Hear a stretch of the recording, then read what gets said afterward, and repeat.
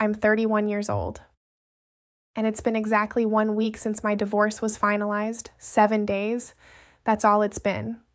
And somehow, everything already feels different. Not louder, not chaotic, just unfamiliar. Like I stepped out of a life I had been living for years, and I'm still trying to understand what exactly I walked away from. Because the strange part is, I didn't leave a bad man. He never hurt me, never cheated, never raised his voice at me. If anything, he was the kind of man people hope to find. And maybe that's why this is so hard to explain. Because when nothing is clearly broken, you start questioning yourself instead. And that's exactly what I did. For years. I met him when I was 25. At that time, my life felt unstable. Not in a dramatic way, just uncertain. Nothing felt permanent. People came and went, plans changed, everything felt temporary. Except him. He was calm, steady, predictable in a way that made me feel safe. He didn't overthink things like I did. He didn't create emotional chaos. Being around him felt easy. And at 25, easy felt like love. We dated for a year, a simple year. No drama, no confusion, no emotional ups and downs, just consistency. And I mistook that consistency for something deeper. Not because I didn't know the difference, but because I wanted it to be enough. And here's the part I didn't understand back then. Not every calm feeling is love. Sometimes it's just comfort. We got married when I was 26, and it didn't feel like a huge decision. There was no moment of doubt, no hesitation. It felt like the next logical step, like continuing something that was already working. Everyone around us approved. Our families were happy. Our friends called us perfect. And for a long time, I believed that too, because from the outside, we really did look perfect. And for a while, it even felt that way. The first couple of years were calm. We built routines, weekend habits, small traditions, the kind of life that feels stable, predictable, safe. And at that time, I thought that was everything I needed. But here's something no one tells you. A relationship can look perfect and still feel empty from the inside, and you won't notice it right away because emptiness doesn't arrive loudly, it comes quietly, slowly, almost invisibly. At first, everything still feels fine. Then one day, you realize something is missing, and you don't know when it disappeared. 2 years into our marriage, we had our son, and that's when something inside me began to change. Not suddenly, not dramatically, just quietly. Motherhood didn't feel the way I expected it to. There was love. Of course there was love. But there was also something else, something heavier, something I didn't know how to name at the time. Anxiety, a quiet, constant anxiety that never fully went away. And this is the part people don't talk about enough.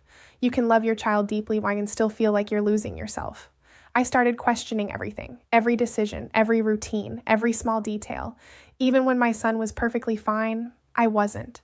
I would lie awake at night, watching him breathe, waiting for something to go wrong, even when nothing ever did. And slowly, without realizing it, I started disappearing from my own life. I stopped trusting my instincts. I started looking for answers everywhere else.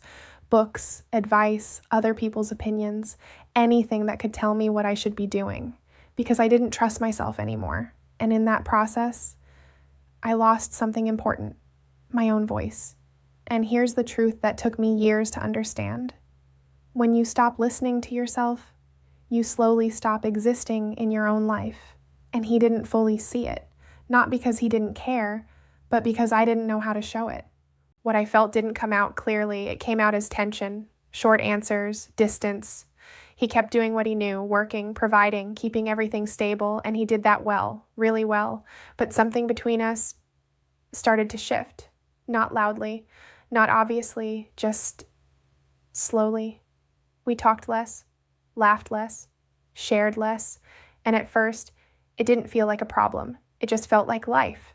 But this is how distance begins, not with a fight, not with a big moment, but with small things that slowly stop happening.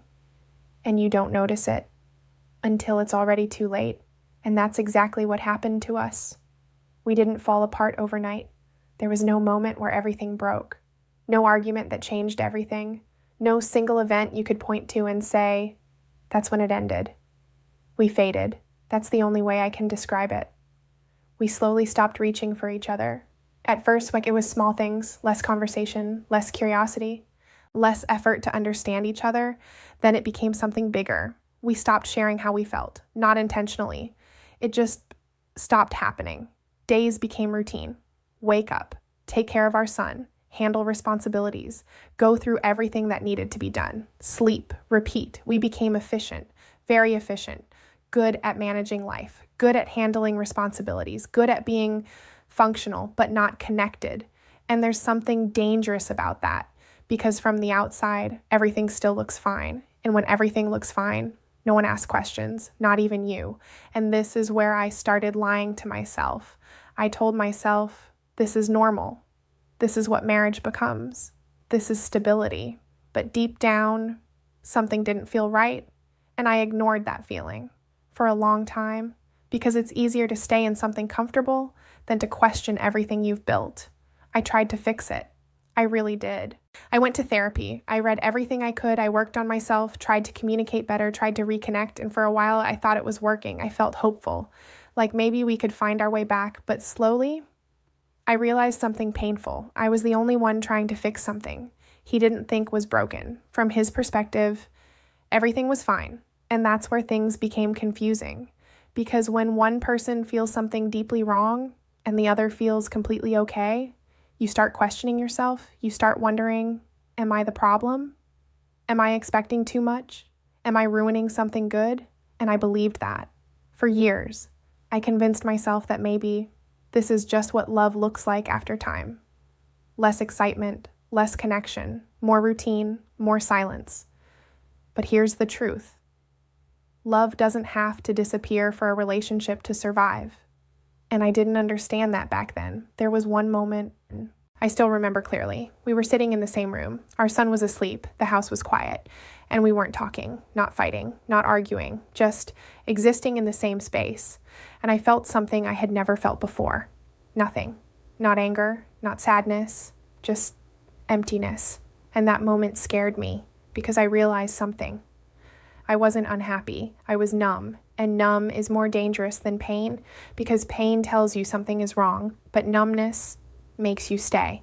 And that was the moment everything changed, not externally, but inside me, because for the first time, I stopped asking, how do I fix this? And I started asking, why am I staying? And that question changed everything.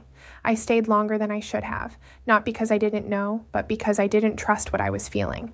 I kept telling myself, this is normal. This is enough. This is what stability looks like. But deep down, I knew something was missing. Not something loud, not something dramatic, just something essential. Connection, presence, feeling seen, feeling alive. And one day, I asked myself a question.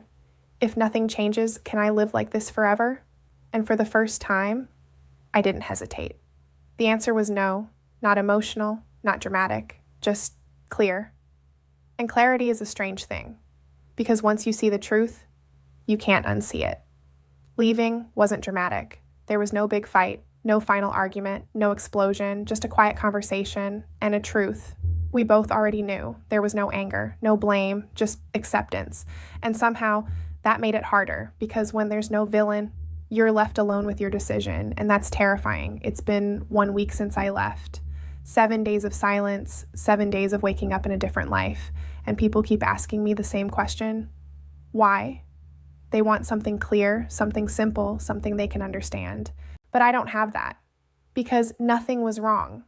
Doesn't sound like a reason, but sometimes it is. Sometimes the absence of something is louder than any problem. The first few days were the hardest, not because I missed the relationship, but because I had to face myself. Without routine, without distraction, without the life I had built around me.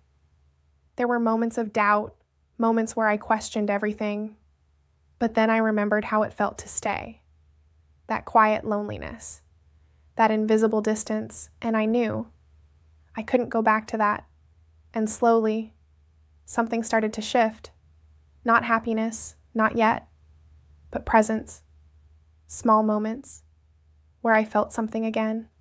And after years of feeling disconnected, that felt like everything. I'm 31 years old, and I left a marriage that looked perfect because it didn't feel real anymore. And even though I still don't have all the answers, I know one thing. I didn't leave because I was unhappy. I left because I felt nothing, and I refused to live a life where I have to pretend to feel something that isn't there, because for the first time in years, I'm finally listening to myself again. And maybe that's what this really is. Not an ending, but a beginning. And this time, it's real.